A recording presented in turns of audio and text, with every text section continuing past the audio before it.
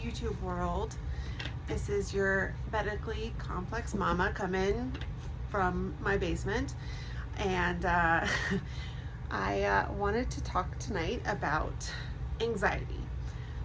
Anxiety is different for everyone, so I thought I'd talk about what it feels like for me, what helps me, other ways it can manifest, and what I've heard from people I know.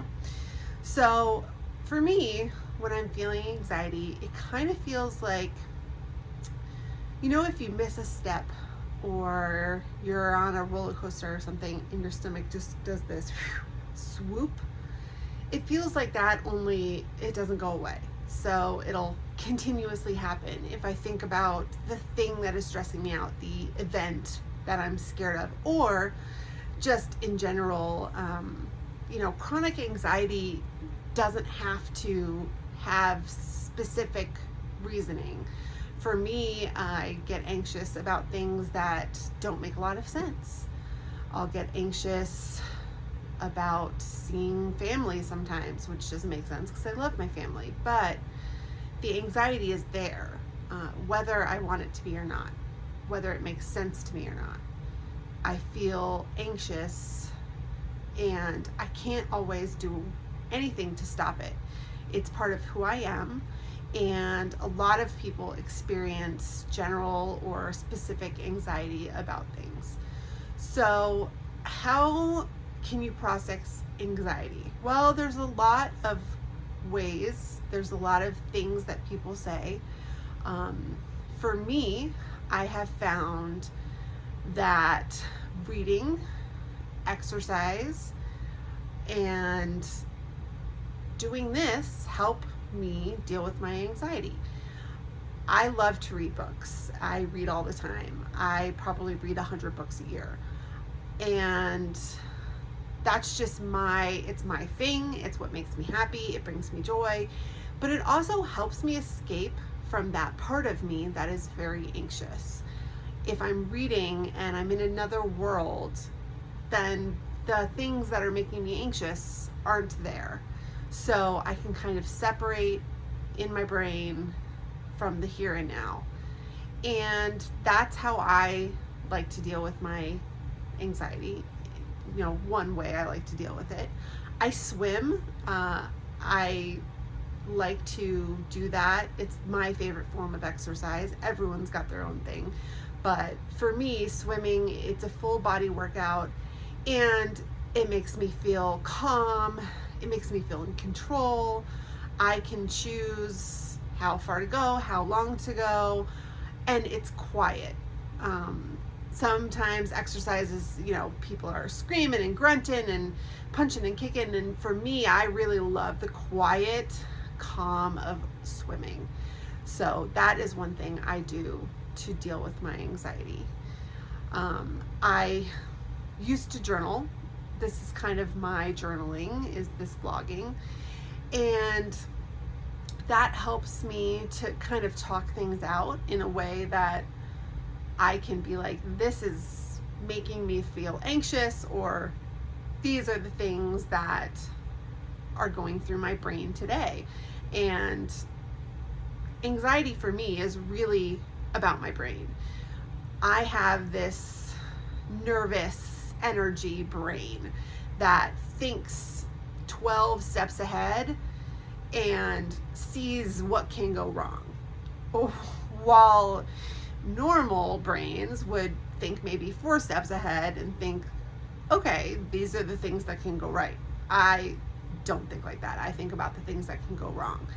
And part of that is just because that's who I am. I'm an anxious person. But also, I've had a lot of things in my life that have kind of gone wrong. And not like my life, oh, woe is me, but I have to be ready. I feel like I have to be prepared. And that causes me a lot of anxiety. So that is something I have to continually work on, to kind of like bring myself back and be like, hey, things can go right. Things can be okay. You can face these things. You are stronger than you think you are. And that is something I think that all kinds of people deal with, is not having the confidence to believe in their own strength. Because a lot of us have experienced things that made us feel weak, whether that was an abusive relationship, and I'm not just talking physical, I'm talking emotional, mental abuse can erode your confidence for years.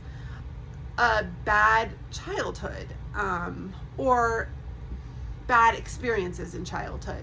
I don't want to say I had a terrible childhood. I didn't. I had some really amazing stuff. And from the outside, a lot of my early childhood especially probably looked extremely privileged because I got to travel and do these amazing things.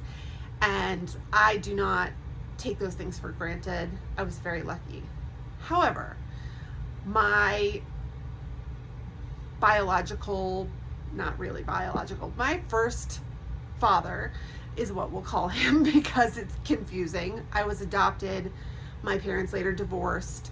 My mom remarried a man who I consider my father. And sometimes that's just the way it goes. So my mom's first husband, who was around when I was little, was a emotionally and mentally abusive person. He was not very kind, and he kind of, checked out of my life and my mom's and didn't really do much besides bring us a lot of pain and frustration. So for me, those things led to a lack of confidence later in life.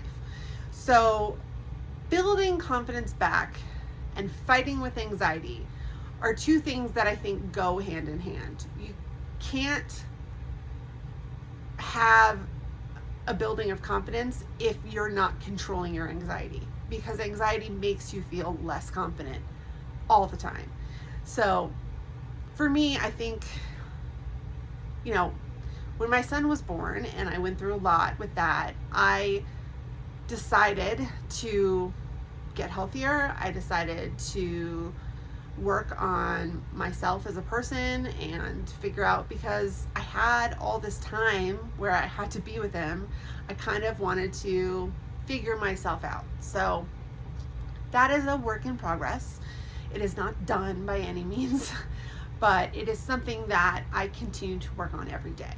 And there are some days where my anxiety is so high, I feel like, oh, I can't do anything. Oh, like I'm doing everything wrong. I'm a failure. Like I can't even leave the house. I'm so anxious about this unknown thing. But it really comes down to pushing yourself forward through those anxious thoughts and that anxious time. My therapist calls it your anxious brain. It's not your whole brain. It's just part of it that is the anxious brain. And it tells you you're doing this wrong, you're screwing up, you're a failure, you're ugly, you're stupid. Whatever your big insecurity is, your anxious brain is just pushing at it all the time. So controlling that anxious brain is really important. Now, the ways I do it, totally different from the ways other people do it. My best friend, she goes to Krav Maga and whoops butt, and that is one of the ways she deals with her anxiety. Totally recommend. Looks awesome. I haven't tried it. I really want to. But, everyone deals with it in different ways. I think men deal with anxiety differently than women. I think men have a harder time admitting to anxiety because society says that this is more of a woman's problem. I think that's ridiculous. I don't think mental illness, it has a gender. It's silly. But I think anyone can feel anxiety, and finding ways to deal with it will help you move forward in life. So I would recommend meditation, yoga, running, whatever your calming activity is. Obviously, I would not recommend alcohol or drugs to be your calming activity. However, I have no problem with saying that Marijuana is legal where I live, and it can help with anxiety. It can help calm you down. However, I'm not going to say that like you should go out and do drugs, because I have a problem with a lot of the other drugs that are out there, because I've lost friends to addiction. And so that's what I'm going to say about that. But find that thing that you can do that is healthy for you and helps with your anxiety. It can be gardening, it can be rowing, it can be whatever that makes you feel like, okay, I did this for 30 minutes and I feel calmer within myself. I feel calmer about the world around me, and I can move forward in a more positive way. Now, if your anxiety is so bad that you feel like you can't get outside of yourself, which I have experienced that, I recommend therapy. I recommend talking to someone. If you don't know a therapist, there are tons of resources online these days to find someone who can help you, because you need to move forward in order to get past it. And if you feel very stuck at this moment, I can't move forward, sometimes someone else needs to come in and says, wait, look, see, take this little baby step forward, and then take another one, and then take another one, and then eventually you'll find yourself moving forward. I think that sometimes prescription medications can really help with anxiety. Obviously, I am not a doctor, so I'm not going to tell you what to take, but seeing someone and being like, listen, I feel stuck. My anxiety is so bad that I don't feel like I can move forward. It can be really helpful. Just even saying the words out loud, I am stuck. I feel stuck. I think that's what anxiety does. It makes you feel like you can't move forward, you can't move backward, you can't break out of this place that you are in. And it can be really, really scary and difficult. And, I respect anyone who can admit that they need help moving forward. And, you don't have to necessarily admit to a therapist. You can admit it to a friend. Say, I feel stuck right now. I don't know how to move forward. Do you have any suggestions? I have a lot of anxiety. You'd be surprised how many of your friends, family have felt the same way. I think everyone experiences anxiety in their life. So, that's what I wanted to say tonight. I want to put something out in the universe. I have a friend who just went through a very traumatic birth experience, and her daughter is, fighting right now, and it's brought back a lot of memories for me, obviously, but it's also, I want her to know that there's a community of people who have experienced this trauma, who have experienced what comes next, because in that moment it feels like there is nothing else. So that's what I wanted to say. If you've experienced that birth trauma, I don't think people talk about it enough. A lot of women experience birth trauma, and it can be really long-term fear-inducing. So, if you see this and you can relate, subscribe, leave a comment. I'm trying to open up a conversation about things people don't talk about. And, maybe it'll help someone. So thank you, and good night.